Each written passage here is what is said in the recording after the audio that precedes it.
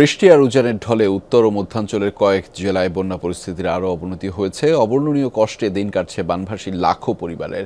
যমুনা নদীর পানি বৃদ্ধি অব্যাহত থাকায় জামালপুরে নতুন নতুন এলাকা প্লাবিত হয়েছে। 6টি উপজেলার 41টি ইউনিয়নের নিম্নাঞ্চলের 3 লাখ মানুষ পানিবন্দী রয়েছে। বাড়িঘর ছেড়ে অনেকেই আশ্রয় নিয়েছেন উঁচু জায়গা কিংবা আশ্রয় কেন্দ্রে। প্রত্যন্ত এলাকাগুলোতে ত্রাণ সহায়তা না পৌঁছানোর অভিযোগ রয়েছে। ছড়াচ্ছে চর্মরোগ সহ বিভিন্ন রোগবালাই। যমুনা সহ নদ নদীর পানি বাড়তে থাকায় সিরাজগঞ্জেও বন্যা পরিস্থিতির অবনতি হয়েছে। প্রশাসনের হিসেবে 5 উপজেলায় অর্ধলক্ষাধিক মানুষ পানিবন্দী রয়েছে। সদর, চৌহালি ও শাহজাদপুর উপজেলায় নদী ভাঙনের তীব্রতাও বেড়েছে। এদিকে গাইবান্ধাতেও যমুনা ও ব্রহ্মপুত্রের পানিতে তলিয়েছে নিম্নাঞ্চলের নতুন নতুন এলাকা। পানিবন্দী 40,000-এর বেশি পরিবার। বাড়িঘর ও রাস্তাঘাট জলমগ্ন থাকায় চরম ভোগান্তি পোহাতে হচ্ছে বাসিন্দাদের। কুড়িগ্রামে ধরলা, দুধকুমার সহ প্রধান নদ নদীর পানি কমতে থাকলেও ব্রহ্মপুত্রের পানি এখনও বিপদসীমার উপরেই রয়েছে। 9 উপজেলার 1.25 লাখ মানুষ এখন পানিবন্দী। দুর্গত এলাকায় ত্রাণ সহায়তা দেওয়া হলেও প্রয়োজনের তুলনায় তা অপ্রতুল বলছেন বানভাসীরা।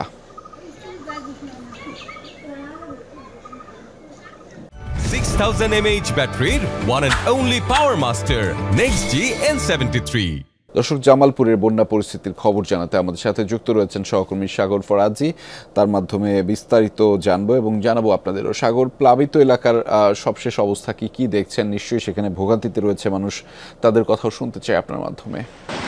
রাজা, দেখুন, দীর্ঘ 11 দিন যাবৎ কিন্তু এই পানির এই অবস্থায় রয়েছে। আপাতত আমি যে বিষয়টি বলতে পারি যে আসলে এখানকার যে এখন পরিস্থিতি দিন দিন কিন্তু অবনতির দিকে যাচ্ছে। মূলত একটু স্বস্তির বিষয় ছিল মাঝখানে, যে সময়টি একটু পানি কমতে শুরু করেছিল সেই সময়টি। তবে এই গত পরশু থেকে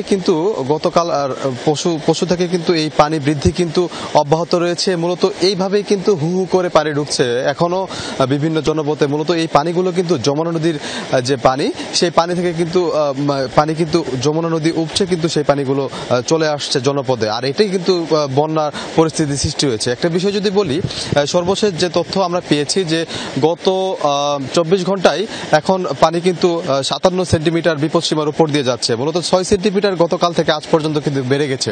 আরেকটি বিষয় বলি, কালকে থেকে কিন্তু ভারী বৃষ্টি শুরু হয়েছে। গতকাল সারা রাত কিন্তু বৃষ্টি হয়েছে। সে কারণে এখানকার যারা স্থানীয় বানভাসী মানুষ রয়েছেন তারা কিন্তু আতঙ্কিত হয়ে পড়েছেন। আর বিষয় হচ্ছে যে এই বন্যার পানি কমে যাওয়ার কারণে কিন্তু স্বস্তি পেয়েছিল এখানকার যারা বানভাসী মানুষ রয়েছেন। তারা ভেবেছিলেন বা তারা প্রস্তুতি নিচ্ছিলেন যে বাড়ি ফিরে যাবেন, কিন্তু এই পানি বেড়ে যাওয়ার কারণে কিন্তু আর তাদের বাড়ি ফেরা হচ্ছে না। আবারও এই উঁচু স্থান বা বিভিন্ন জায়গায় আশ্রয় কেন্দ্রগুলোতে কিন্তু তাদের থাকতে হচ্ছে। সব মিলে এখানকার যে পরিস্থিতি রয়েছে এখন কিন্তু অবনতির দিকে যাচ্ছে। আর ত্রাণ কার্যক্রমের কথা যদি বলি, এই অভিযোগ কিন্তু বানভাসীদের সবসময় রয়েছে, এখনো আছে। রেজা, সেই খবর আপনার মাধ্যমে জানছিলাম। ধন্যবাদ সাগর ফরাজি আমাদের সাথে যুক্ত হওয়ার জন্য।